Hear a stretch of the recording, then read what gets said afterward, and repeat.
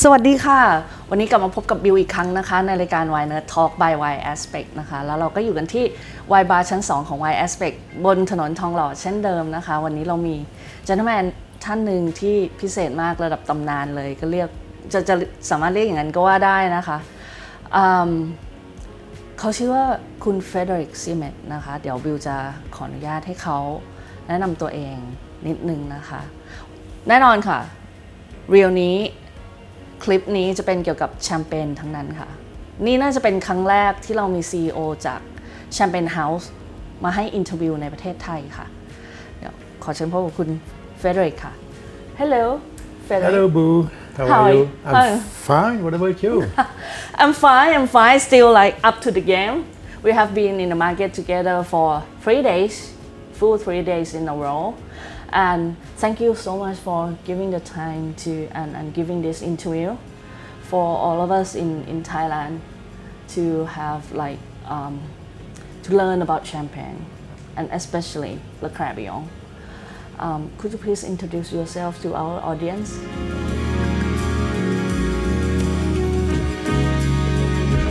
So I'm Frédéric. I was born and raised in Champagne, as we say.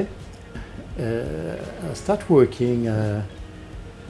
In fact, I dedicated my life to wines and spirits, basically. I have behind me, because I'm not so far from retiring, you know, and when I look back at my professional life, I understand that I have dedicated more than 45 years to the wines and spirits business. Wow. So, and maybe more than that, because if I remember well, I was drunk for the first time when I was 10 years old. Oh my God. I remember absolutely clearly that I finished the glass of Porto, port wine of my father and my mother, and I was totally sick afterwards, even if it was just maybe half a centiliter.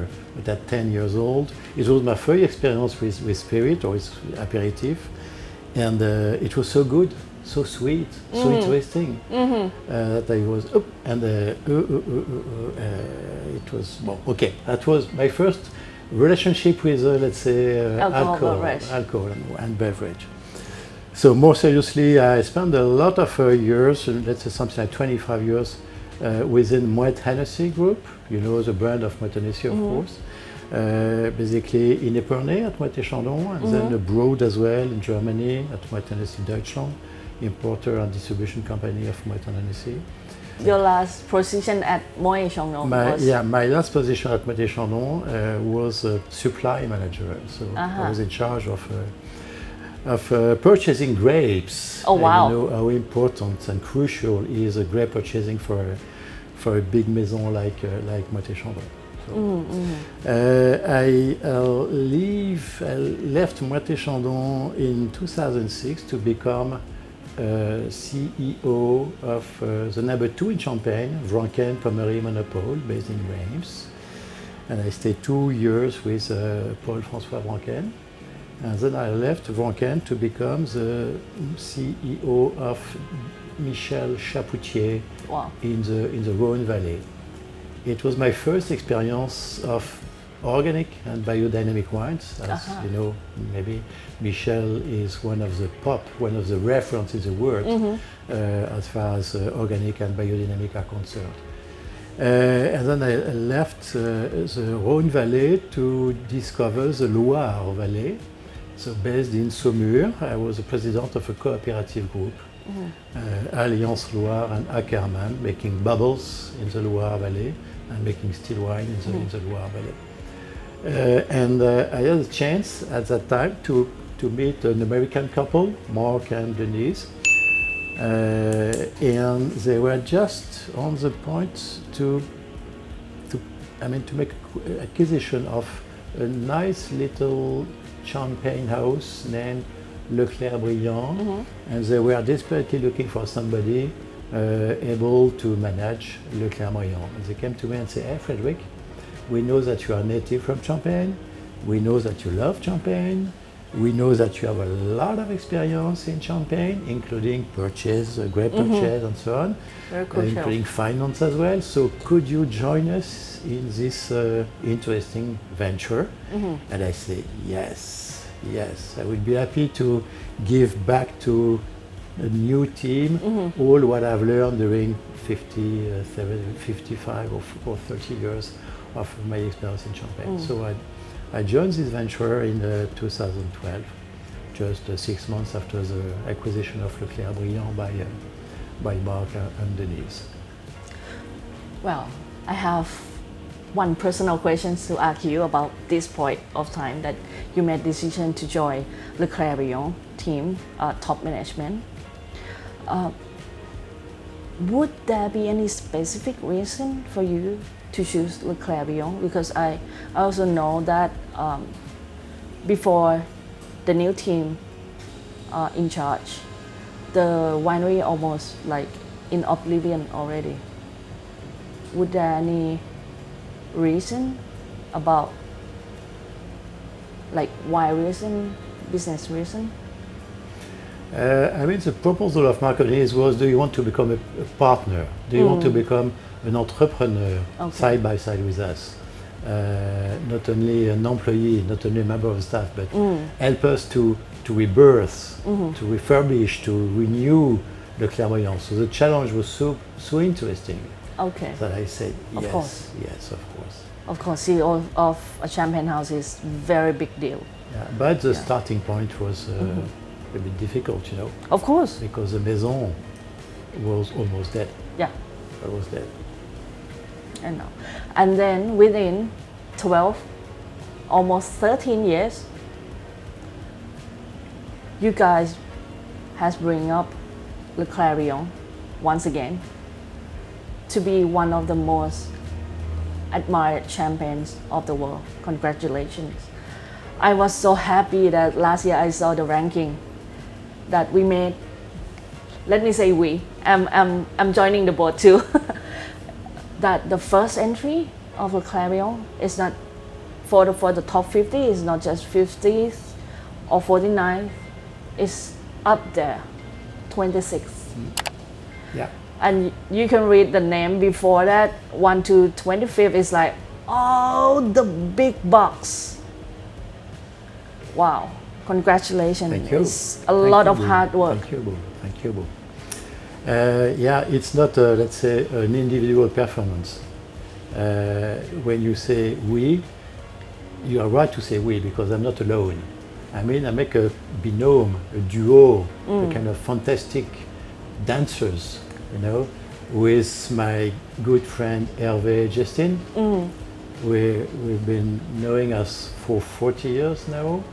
And Hervé Justin is a kind of magician of the wine. Yes.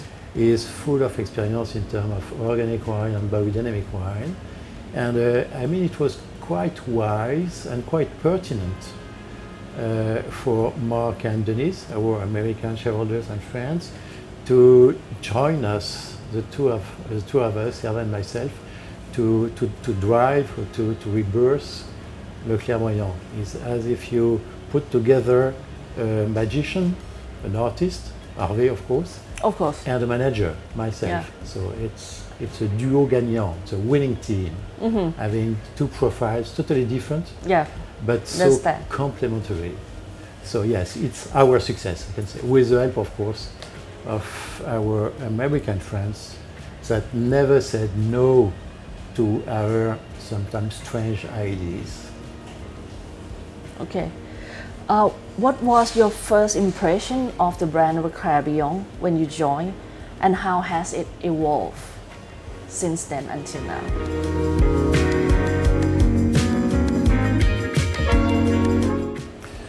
I remember the first day where I joined Hervé, before even joining the company.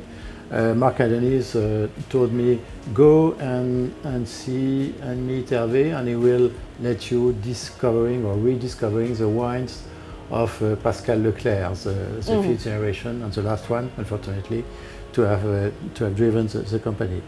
So one day during a weekend, we spent 1 hour with Hervé to rediscover the wines of Pascal Leclerc. And when I pushed the door, the main entrance door of Leclerc Briant, I said, ooh, it's dark, it's cold, it's dusty, what I do here? That was my question. Ooh. And then we tested the wines with Hervé, and I was not so convinced. And I shared my opinion with Hervé. I say, you know, Hervé, it's hard, and it will be hard because we have 150,000 bottles in the cellar, and I will have to sell it. And the guy said, I know, it will be quite difficult, but you will see. We will do it, and we will refurbish the thing, and we will do marvelous things. Wow. So the first harvest of the new history of Leclerc Briant is harvest 12, a very little one, equivalent of 25,000 bottles, to be put in the market in 2016.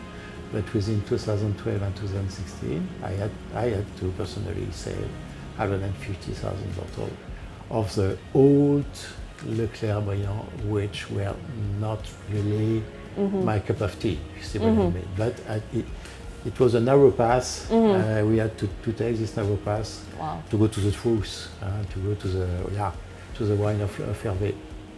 Quite difficult. The first years were absolutely difficult. And then company start growing. What was the first country you export to? The first importer, in fact, there were nobody, no sales force, no importers. The volume in 2012 was something like 20,000 bottles, so almost nothing, and mainly in France. And some bottles in California, and that's it. So really nothing, and a little bit in Italy. And we forgot about that as quick as possible because it was not conform of what we wanted to do. The first real importer that is still working with us is a Dutch one. Well of wine. We met in a wine fair, Millésime Bio in Montpellier. Okay. If I remember well, it was in Jan 13. And he came to us and said, hey, I've heard about Leclerc Briant. I know that it's now a new team and so on. May I test? Okay, yeah. And you will make new wines? Yes. With this guy, Hervé Gestin? Yes. Okay, so I bet on you. And I would like to be the first one to sign with you. He to knew. become an importer. I think he knew. He was clever. Yeah, he knew. He smelled that. Yeah. We had a chance to do something. Yeah. He knew. And he's still working with us. Oh, and fabulous. Well, 5,000-6,000 bottles a year. It's a nice little market. Wow. Yeah. Wow. One container. Yeah. Wow. Okay. And well, since recently we also have a Dutch relative in our company. Yeah. So she's gonna help me promoting the brand in Thailand in general. She's tough. She's good. I'm pretty sure she will be quite successful in this Thai market. You know. Wow. Yeah. Thank you on her behalf. Is she here? I think she's gone. The house was found in 1872. 1872. Yeah, 1872. The house was found in 1872, and I saw that there is one specific champagne about the 150 years anniversary. Yeah. How was that? Because I didn't have any chance to taste that champagne. I just saw the bottle. We still have some. Oh, nice. If you're kind enough, maybe you have a chance to be offered a bottle of 150th anniversary. Yeah. Wow. Is it the blend or Blanc de Blanc? It's a blend of the three cépages indeed, and very interesting because it's based on the, if I remember well, it's based on the harvest 14, so 1/3 of each cépage, and just as a trade union between the first life of Leclerc Briant and the second life of Leclerc Briant, we put in the blend some bottles of Chèvre Pierreuse, which was a single vineyard of the old generation of Leclerc Briant. So we put something like 100 bottles in the blend to have the memory of the wine for before with the harvest 14. So it's a kind interesting. it's kind of shake hands between the Leclerc Briant family and the new family of Leclerc Briant. Wow. Could you please explain to us what is the philosophy of Leclerc Briant? Interesting question. I mean, it's a question I had when I joined the company. And I went and visited a lot of people that known at that time Pascal Leclerc, or even the father of Pascal Leclerc, Bertrand Leclerc.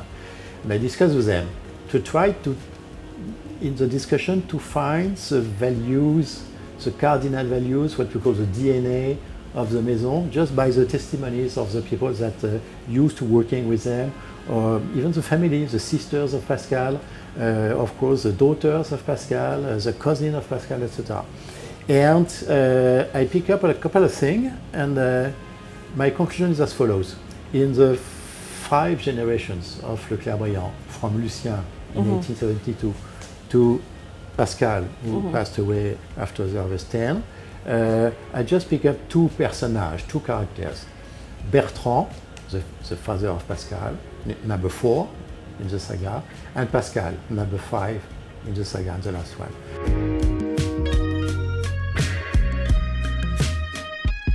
Bertrand was the first one to bring in Leclerc Briant a big value which we call the respect.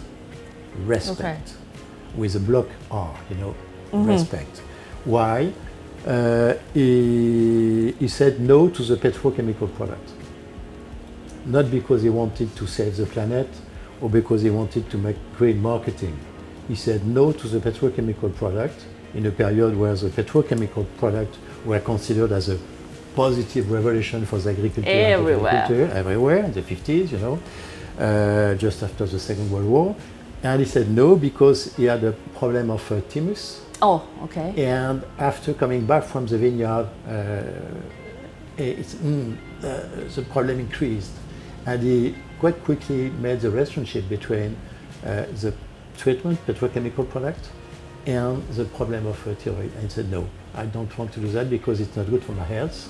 It's not good for the community. Of course. It's not good for my consumers. So I stopped that. And I will do what my father, my grandfather did before me, just working with sulfur and copper, natural product, and I don't want to have chemical product in my vineyard. So he said no to the progress. So it was a bit strange, you know, to be against the majority of the agriculture that considered that it was a positive revolution to have this capacity to treat with pesticide, insecticide, and so on. So that's why I consider that it brings an air of respect, respecting the soil, respecting the vines, respecting the grapes, respecting the wine. So it was really strong, a strong value, and I thank him for that because he was the first one. And one of the pioneers in Champagne of the organic and biodynamic. Since the 60s? He started in the 50s, by far before the label, you know, EcoCert, Demeter, and so on, didn't exist at that time. So he was really one of the pioneers who said, no, I don't want that. I want to be clean. I want to have clean vineyards and not dangerous vineyards. So that's as far as Bertrand is concerned. He gave the relay to Pascal Leclerc in early the 80s, 1980. And Pascal brought something else, a second cardinal value to Leclerc Briant, which is a block S of singularity, specialty, singularity. He was singular. He was a singular character in 2 ways.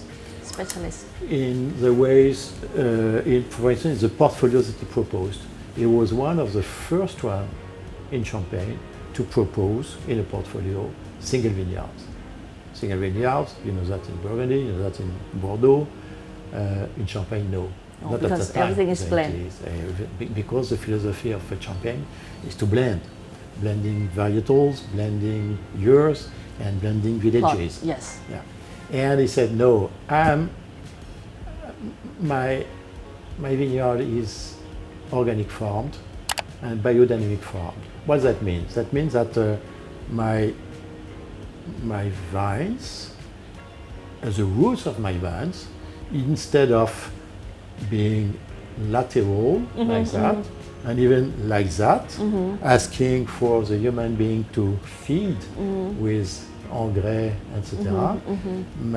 As I stopped doing that, because I want natural farming, the roots, step by step, of my vineyards, they set up and they go vertically.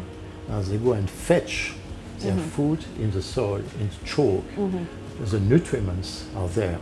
Instead of asking for, like a dog, asking for a croquette, up, you have to do it by yourself. Go up.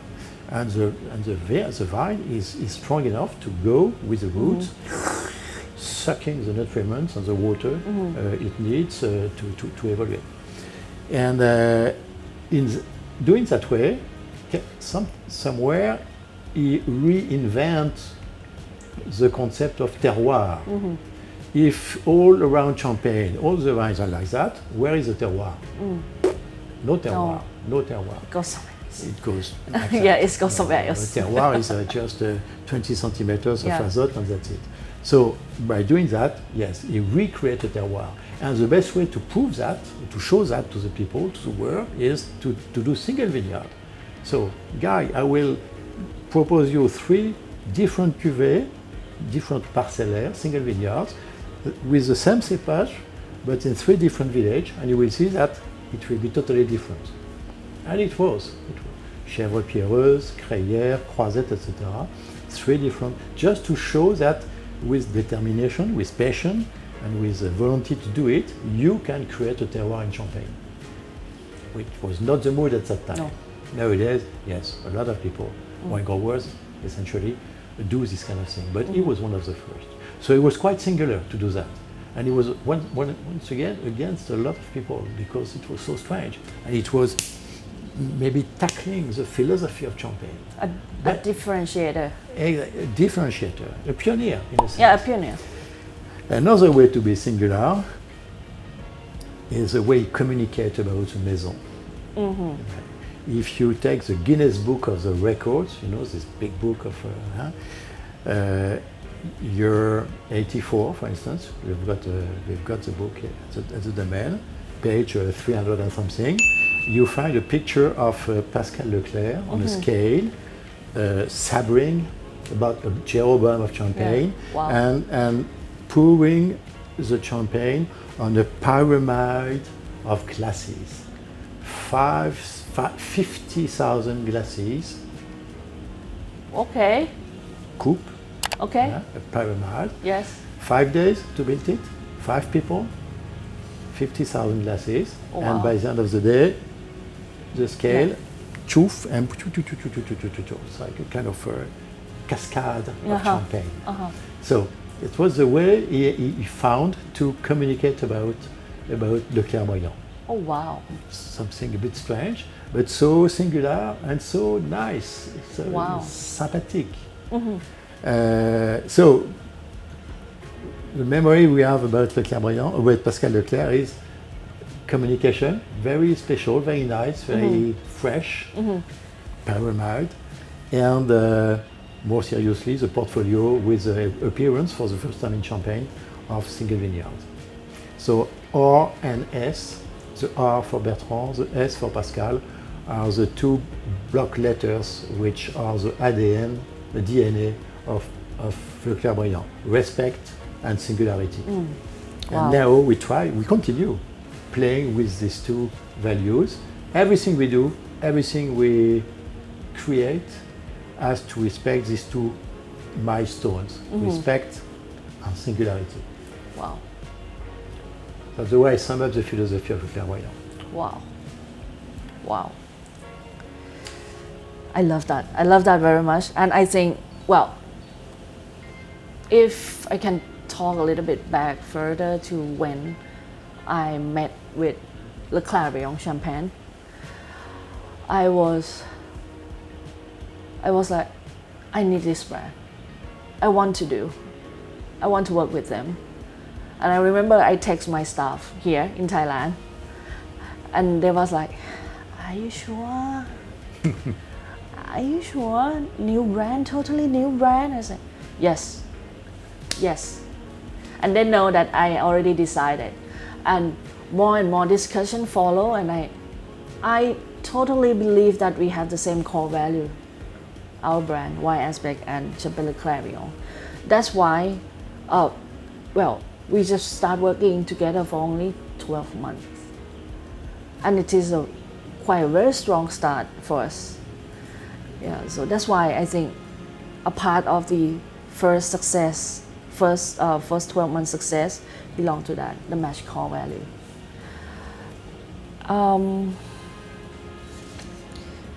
If you would describe Leclerc Briant as a person, what would be the personality of that person? Leclerc Briant, it's Hervé Justin transformed in a bottle of champagne. Oh, so what's Hervé Justin like? Hervé Justin is a crazy guy, absolutely crazy guy. He's a druid, born in Brittany, and French Brittany, and he considers that French Brittany is somewhere in the middle of the world. French Brittany attracts the synthesis of the world, according to Hervé. Believe him or not, Okay. That's not the question, but okay. And all his work is how to transmit this energy, which is concentrated in Brittany, because Brittany is the memory of the world, with the sea, with the rocks and so on, granite, how to transform or to transfer a little part of this energy to my wines. That's basically his ambition as far as the wines are concerned. And you have tested and you test on a regular basis the wines of Leclerc Briant, and yes, you can say that there is in these wines maybe more energy. I'm not saying that it's better than the other wines, but there is in these wines more energy as far as you can measure, but there's also ways to measure the energy. There is more, you find more energies in the Leclerc Briant wines compared with a lot of other wines, sparkling or not. Okay. Yeah. So putting energy, gently asking to the nature to put a little bit of his enormous energy in the bottle of champagne that he produces. He is not a winemaker with big arms. He is a winemaker, like a beggar, asking for the nature to intervene a little bit, just to help him to put a lot of quality and a lot of energy in his wines. Absolutely respectful again, or of respect, respectful of the nature. The mantra of Leclerc Briant is the nature at work. We are not doing wines. We are just asking nature to help us to produce good wines. And if it's excellent wines, okay, fine. But we cannot decide about that. The consumer will decide whether it's good or not good. Could you please tell us a little bit more who is Hervé Justin? Because I'm quite sure that Thai audience doesn't know him, sorry. Yeah, Hervé Justin is, as I said, he was born and raised in Brittany, yes. His journey? He was expatriate to Champagne, if I can say, 40 years ago, to become a winemaker of a famous big name of Champagne. Okay. Yeah, and he stayed in that company during more than 25 years, trying to impulse in that company a kind of organic feeling and to impulse, not to impose, but to impulse a kind of idea of, yes, there is another way to make champagne rather than the mainstream method. Maybe we could think different. Please. Maybe we could act different. Yes. And it was so difficult to convince the management of this company to go that way that he decided to resign and to become a consultant. Wow. And to advise those who are able to understand and are happy to get on board Mr. Justin. Yeah. Wow. So he's been a consultant for 20 years now. Wow. So basically, the grape varietal that used in Leclerc Briant Champagne is the three main grapes: Pinot Noir, Pinot Meunier, and Chardonnay. Yeah. How many wines we have for the whole range? We have quite an extensive portfolio. Yeah. Just because we took the example of Pascal Leclerc with the single vineyard, we of course continue producing and proposing single vineyards to our distributors and to our consumers. And I would say we add one single vineyard every year. We have maybe something Yes. like six. Yes. 6 or 7, I can't remember, 6 or 7 single vineyard. That's always kind of minimalist volume, of course, something like between 1,500 and 3,000 bottles a year for each of them, so it's not that big. But it gives a kind of coloration of what is Leclerc Briant.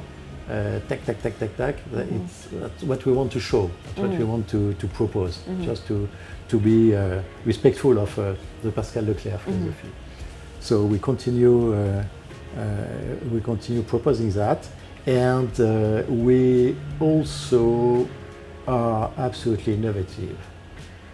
Absolutely innovative.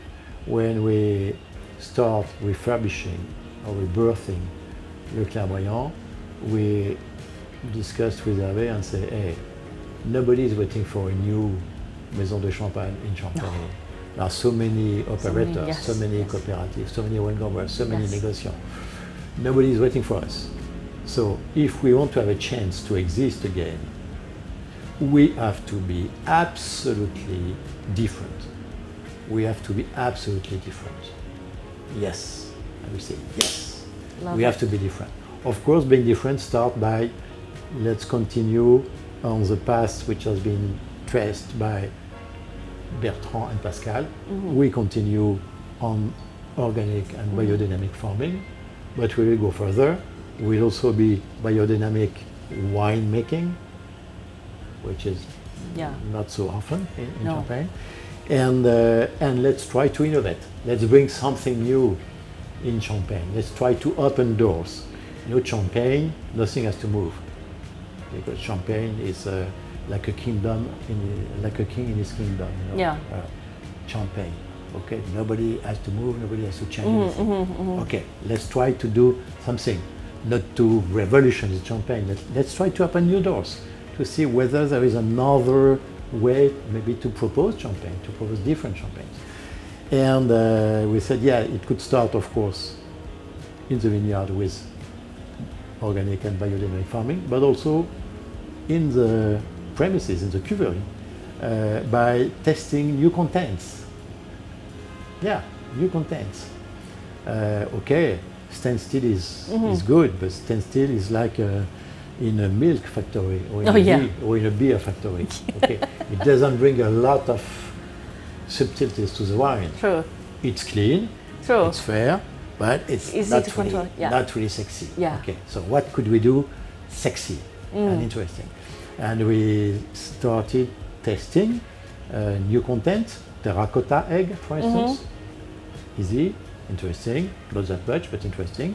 We started buying oak barrels, not brand new, second-hand oak barrels, coming from white wine in Bordeaux, nice domain. We also tested ceramic, interesting as well. We continue testing wine globes. Yeah, white globe. In a glass. glass. In a glass, 225 liters, same content as a oak barrel, and we even have a golden barrel, for instance, golden barrel, which fit perfectly well for the Chardonnay. We could speak about that in a moment if you want. And we try to find another material, another content that could fit for Pinot Noir as the gold fits with Chardonnay. And we ask a fabricant to make for us a barrel in titanium. The name of which is Chronos.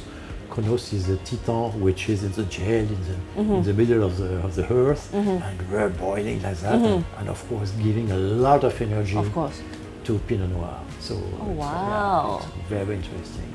Wow. So it's a bit metaphysic, sometimes a bit esoteric, but it works. So we play with that We also have a specific content, which is the Atlantic Ocean with Abyss. So we put a bottle of Abyss, we age the bottle of Abyss in the ocean by 50 meters depth during 1 year. So it's also a kind of test on content. And we have other little things in process. You have to be a bit patient before testing maybe something new. And it's so interesting that we test a lot of things. Sometimes it does not work. It doesn't bring anything, so we forget about that. Yeah. And nobody speaks about that, and nobody knows about that.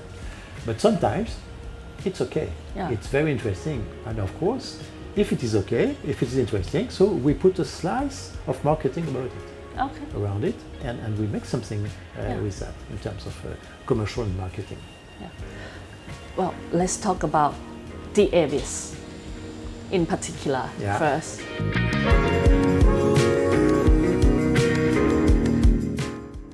This is, I think, Champagne Leclerc Briant is one of the very first house that research and develop the aging under the ocean for champagne. Yeah. And it is very successful. Not to everyone, but for Leclerc Briant, it's become the iconic champagne of the house. Yeah. Could you please tell us a little story about the beginning? How could take 2 hours, you know. Oh, okay. Actually, this is the Abyss. This is Abyss. So let's say cheers to. Cheers. You see the ocean? Yes. Huh? You see the waves? Yes.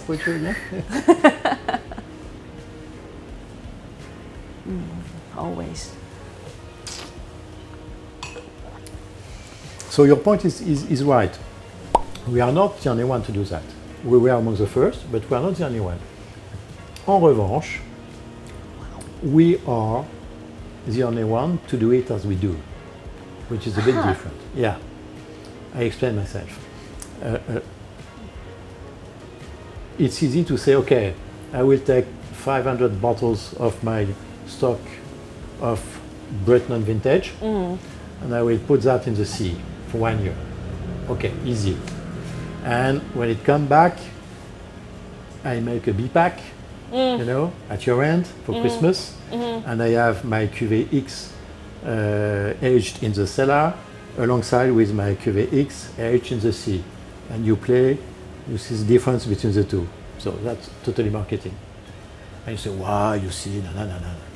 No, we don't want to do that. We don't want to do that. We decided to go for that, but for a specific cuvée, which doesn't exist in the cellar. We have imagined a blend with the ambition to have an aging submarine aging. Yeah. So it's not one of our cuvées, existing cuvées, that we ship under the sea. It's a specific cuvée which is done for that, conceived for that. And we are the only one to do that. Okay, okay, point taken. We are the only one to do that. Point taken. Yeah. And this is the another magical creation of Hervé. Yeah, absolutely. And that will come the question between you and Hervé maybe back in the day that, so where we gonna drop it in the ocean? It's between Brest. Brest is the western part of France in Brittany, and the little island of Ouessant, which is, let's say, 10 kilometers from Brest. And Ouessant is the last metro station before New York. So it's a little piece of land belonging to France.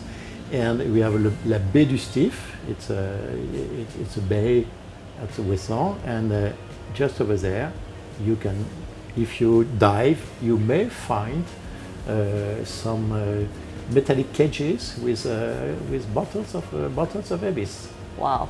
Lying and waiting in the darkness with a temperature which is between 12 and 14 degrees. Perfect. Without any, let's say, electromagnetic pollutions. No Wi-Fi, no iPhone, nothing. Maybe a Russian submarine from time to time, but who knows? And it's really going back to the roots of the word. Remember what I said. For Hervé, the center of the world is Brittany, with the hard rock and the ocean. And the ocean is the source of the life, of course. So that's such an idea. Trying to find in the ocean a lot of energy and to put this energy in the bottle. And we have a specific way to do that, which is linked to the blend we have conceived to make Abyss, but it's part of the secret.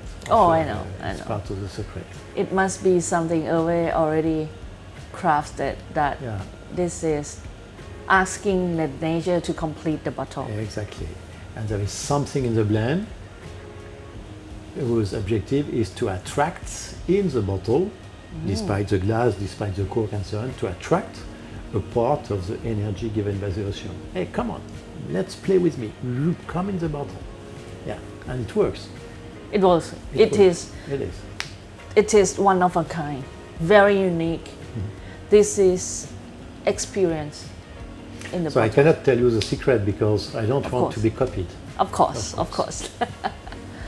And then Hervé and you, Frédéric, would not just stop there and having the success of Abyss. Sure. You guys move on. Yeah, to the latest invention. Yeah, we continue. I mean, if you want to work, you have to innovate. If you start innovating, you stand up and that's it. And if you don't work, you walk back, in fact. So if we ran.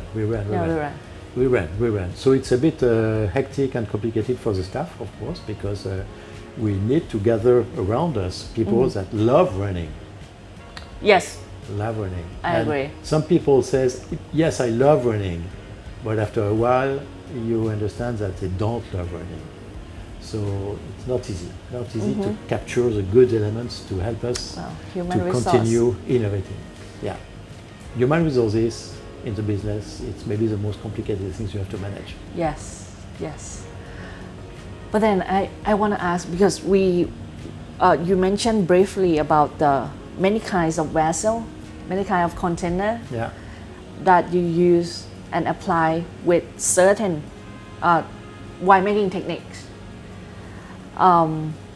That's one special kind, that one barrel that sit in front of the glass room. I remember very vividly, I visited your winery. It looks gold. It is gold. It is gold. It is gold. And then, why always choose the gold barrel? It's a kind of afterwards drink, you know. Sometimes we open a bottle of champagne and we discuss about, what could we imagine?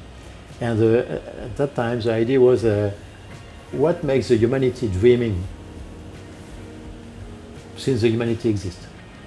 And precious metal. The answer is gold. When you say precious metal, you say gold immediately. Gold. And gold, it refers to the Egyptian. Oh yes. The pyramid. And pyramid is there to pray Ra as the sun. Incas, Maya as well, the pyramid. And the South Africa. Well? Same thing, because the soleil and so on. So yes, there is a sense behind that. And the sun, I mean, without the sun, you and I were not here to discuss about Abyss or about gold. So the sun is source of life, just like water. And we decided, we said, what could we do to ask the sun to help us to do something interesting? I said, okay, we could maybe make a golden barrel. Could be great. Golden barrel is as if you are attracting a little part of the power of the sun in a barrel. So, okay, we will go for that. A bit complicated to find an industrial label to produce a golden barrel. And if you want to have a golden barrel solid, because gold is quite soft, you need to have that thick of gold. Yes. Between 2 and 3 centimeters. So I'll let you imagine the weight of the barrel and then the cost of the barrel. So Forget about Especially Yeah, this year, the price of Well, gold. It was 7-8 years ago, so it was not the same price. Yeah. By the way, you could make good business, good investment with, Yes. with golden barrel, of course. And so guys, we put the question off. He give me a phone call a couple of weeks later and say, hey, I've got an idea. I will start with a stainless steel barrel. Yeah, that exists. And I will coat the internal face of the barrel with gold. So it's not a gold leaf like in a pastry, you know. It's really coated, gold coated. So inside the barrel that you have seen, you have the equivalent of one lingot, 1 kilo. 1 kilo, yes. 1 kilo of gold inside. So it's something like 3 or 4 microns of gold. Wow. That is coated in the stainless steel. But this is not just to show off that No, we have No. the investment. This is for the wine. this is for the wine. This is for the wine. And I don't know if you had the opportunity to make the test during the bottling and the next harvest or the following harvest. During, let's say, 3 months, the golden barrel is open. You can open the door, if I can say, and you can see The inside. golden. And long time ago, we had a journalist coming from Singapore, and he asked us during the visit, "Can I enter my body in the golden barrel?" Okay. Yes, okay. Be you our can. guest. And he went up to there Okay. in the golden barrel, maybe 30 seconds, something like that, maybe 1 minute. So it's quite long. When you are there, you stand up and you have a journalist half in the barrel, like Diogenes in his barrel at that time. And after, let's say, 1 minute, he goes out and said, "Thank you so much. It's a fantastic experience that you have offered me. Thank you, thank you, thank you." Okay. At night, we came back with Hervé and say, "Hey, we have to test that." Oh, yes. For sure. We need to know We what need to know. what it just happened. I want to be an idiot, and I want to test that. And Hervé and myself, we entered and yes, something happened. Something happened clearly. It's as if, so it's absolutely quiet. You can't hear any noise. You're alone in your barrel, and you have a kind of a warm feeling around your neck. Really warm feeling, as if you were floating somewhere with something very warm around your neck. It's very, very strange and very comfortable, very positive. It's nature. I say, yes, interesting. And an American journalist a couple of years ago told me it's as if I were in my mother as a baby, floating in the placenta, hearing some noises coming from external noises, but Could not catch it. could not catch it, just hearing something which looks like life, but I'm so good in my mother that I don't want to move, and I float a bit, and I'm so fine. I would like to be there for the eternity. It's a bit that. I think it was quite a good definition of what golden barrel can bring to you, and can of course bring to the wine, because if you feel that, for sure, the gold will bring the same thing to the wine. Of course. And that's it. And it will become different texture, different feeling, Yeah, emotion. Sure. It is. What does the La Croisette taste like? Yeah, La Croisette. La Croisette is a little piece of land. It's a garden, more or less, of the domain in Épernay. It's a little piece of land, let's say 1/3 of an hectare. We made equivalent of 2,000 bottles a year with that. And La Croisette is our prototype for the laboratory. We always use La Croisette as a guinea pig, if I can say, to test the contents. And La Croisette, starting in 16, with harvest 16, is partly vinified and aged in gold, and is partly vinified in oak, partly aged and vinified and aged in terracotta, partly vinified and aged in globes, and partly vinified and aged in ceramic. So we have, apart from titanium, which is made for Pinot Noir, all the rest is used for La Croisette. Or we put La Croisette in all these things. And it's absolutely interesting to have a kind of comparison before bottling. 5 different wines, of course, because 5 different contents, and they are all very complementary. And we blend them, of course. We don't make a specific golden 100% croisette. We blend them and we put that in a bottle. And, so La Croisette is a kind of, let's say, concentration of the laboratory approach of Le Clairvoyant. So it's a kind of iconic cuvée that is the reflect of all the love and all the passion and all the ideas we put, Hervé and myself, in the cellars of Le Clairvoyant. Well, you forget to mention one thing that is, I think, the most important about La Croisette is that it is the first champagne ever in the world to be vinified and aged in gold barrel. Sure. Yeah. It's part of the contents. Wow. Yeah. So yes, I can see clearly now that Hervé and Champagne Leclerc Briant has gathered all the elements of life. Of course, the wines is the wood and the connection to the earth. The abyss is the water. Absolutely. Then you have the sun. And the terracotta is the earth. Yeah. Yeah, you have all the elements. Oh That's my right. God. And the idea is clearly to connect the wines, and through the wines, the humanity, to the nature. Of course.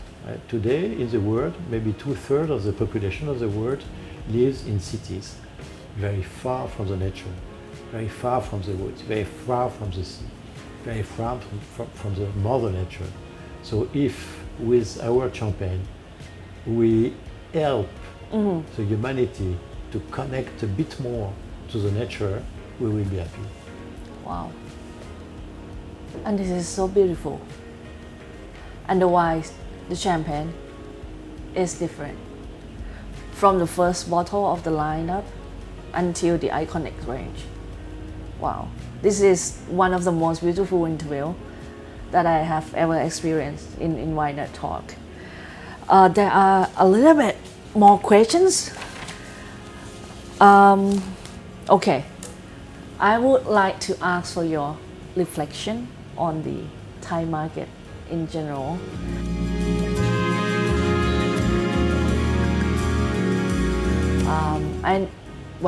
I know that this is your second visit of Thailand, but it has been a long time, and this time, does Thailand look different a little bit? Absolutely, absolutely.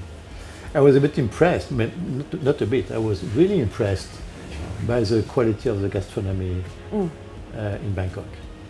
I think maybe the same thing elsewhere in Thailand, but in Bangkok in particular, you have quite a community of Michelin stars restaurants, which is absolutely incredible.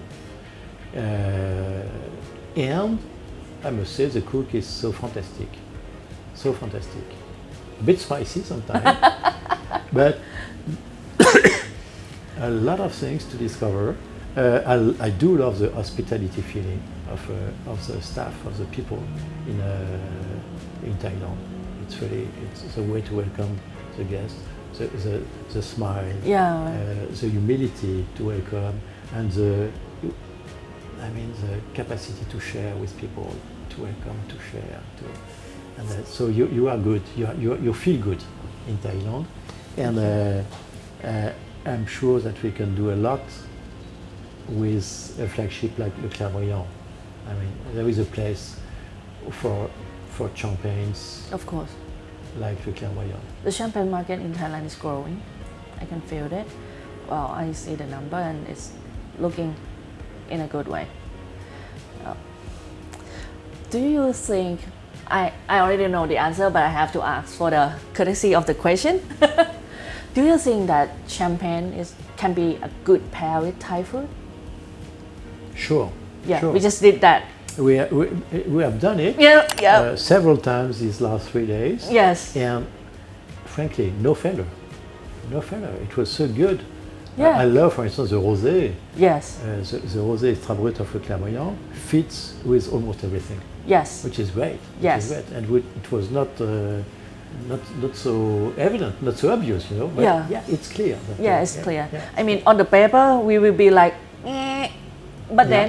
then when we test it, it worked. And we had a lot of discussions with a lot of Chef profi, and sommelier. and chef, Yes. and they said yes, yes, Yes. yes, yes, Yes. yes. After having tested, yes, yes, yes. And starting, I love that when you have a sommelier or a chef testing your champagne, and immediately say, oh yeah, I have an idea.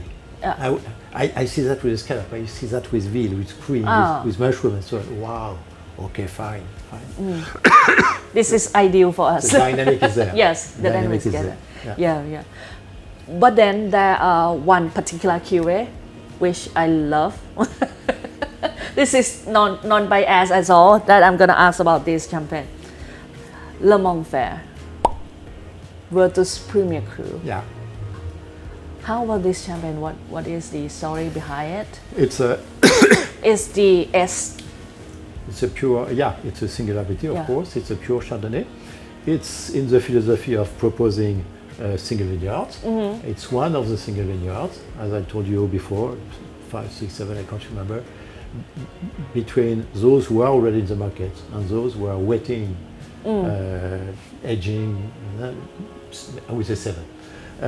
And we have in particular a collection of Chardonnay from north to south of the Marne department. So from Rilly-la-Montagne, Villers-Alran, and 40 kilometers down up to Vertus. So we have 1, 2, 3, 4 Chardonnay. And very interesting to compare in parallel the 4 Chardonnays, Chardonnay of course, but 4 different soils, 4 different exposition, 4 different, but it's 4 different wines. Yeah, it's 4 different wines. So interesting. Just to give you a kind of the density and the possibility of Champagne to propose very specific wines, and not only mainstream wines. Yeah, I dream about Champagne inspired by Burgundy. Yeah, being inspired from time to time by Burgundy. I think it's the best thing that could occur in Champagne. And all this new generation of wine growers that you know, of course. They do single parcel. They do that. Yeah, they do that for their flagship. Yeah, they do that. Yeah, and well, it just improve a lot of characters in the wine. For of course, it's not blending. It's not millions of bottles. Yeah. But then for Le Monde Fair, how many bottles you produce? Between 3,000 and 4,000. Okay. Yeah. Around the same for the Abyss Blanc. Yeah. Something like 4,000. And for the Magnums, how many? For Abyss? Almost 100. nothing. Yeah, a couple of hundred. Just for fun. I got some. Yeah, sure. And you also have Abyss Rosé. Yes, we need it. Yeah. Well, I always tell this to my friend that if you like the Abyss Blanc, you're gonna be madly in love with the Abyss Rosé. You will be in love with the Abyss Rosé, for sure. The flavor, the pronounced aroma and flavor. I did not expect that because honestly I don't really a fan of rosé. But then for Abyss, one exception. It's not a rosé, it's an Abyss Rosé. Yeah, it's Abyss Rosé. And you put this a bit differently when you speak about Abyss. Yeah. Again, when you have Abyss and Abyss Rosé aside, you will see the total transformation from the regular champagne to something else. Exactly. It's another level. You transform champagne into emotion and energy. That's a key word. Yeah. That's Hervé and you.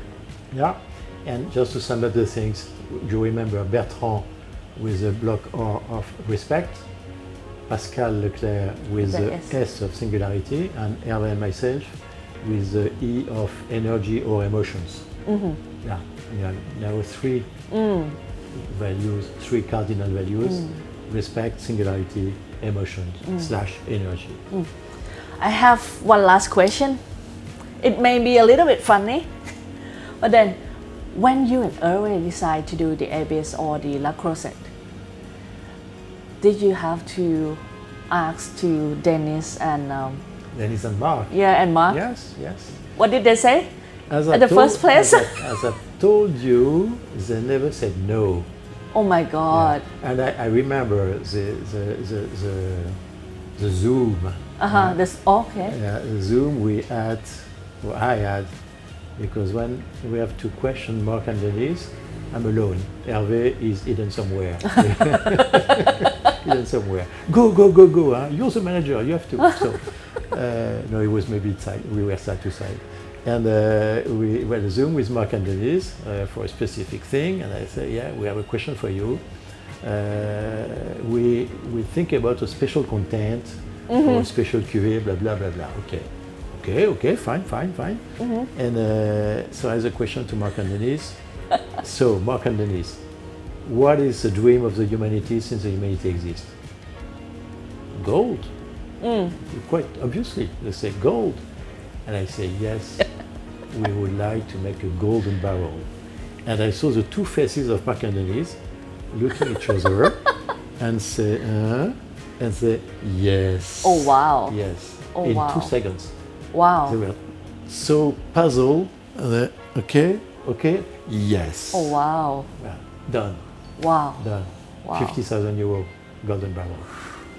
Wow. Yeah, so I had to ask a question. Of course. Yeah. That's what I thought. That did they was like, are you crazy or something? No, simple. Yes. Yes. And the family.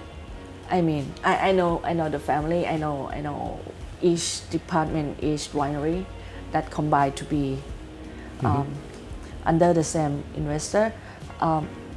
You also have, of course, one of the Burgundy brand that we are having also at WineAspect is that Le Parcelet de Sceaux.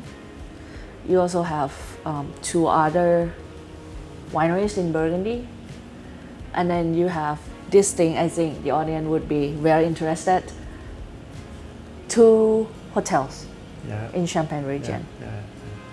Yeah, Leclerc Briant was the first investment in France from Mark and Denise, with the idea to step by step build up, let's say, group or family, totally dedicated to the art de vivre à la française, French art de vivre. And for them, and for us as well, French art de vivre is hospitality, so hotel, taking care of your body and your mental, so spa, beauty care, and so on. Gastronomy, of course. Wine, of course. Leisure.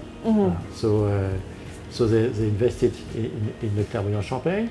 They refurbished totally an hotel, Le Royal Champagne, close to Épernay. 48 rooms, large spa, large swimming pool, 2 restaurants, and so on. And then they duplicate the Champagne's project, wine estate and hospitality, to Burgundy, as you mentioned, with Parcellaire de Sceaux, with Domaine de Belleville, with Clos de la Comaraine, 4 hectares of Pommery, Premier Cru in Monopole, in Clos, and in the middle of the Clos you have a manor, 12th, 16th century, transformed in an hotel, opening in March 2026. And they had an hotel in Paris, and they had an hotel in Saint-Barth. Oh wow! So everything dedicated to the art de vivre à la française. So we are so happy to have been the first stone of this family group growing here and there in France. Wow! Thank you very much, Frédéric. Welcome, Boo. Welcome. Wow. My pleasure to be there. Wow! And to share this, to have this nice discussion with you. Wow! Thank you so much for your time and giving me a lot of the knowledge about Leclerc Briant and also to our audience. Well, Thank of you. course, as we say in French, Santé. Santé. Santé. Thank you, guys.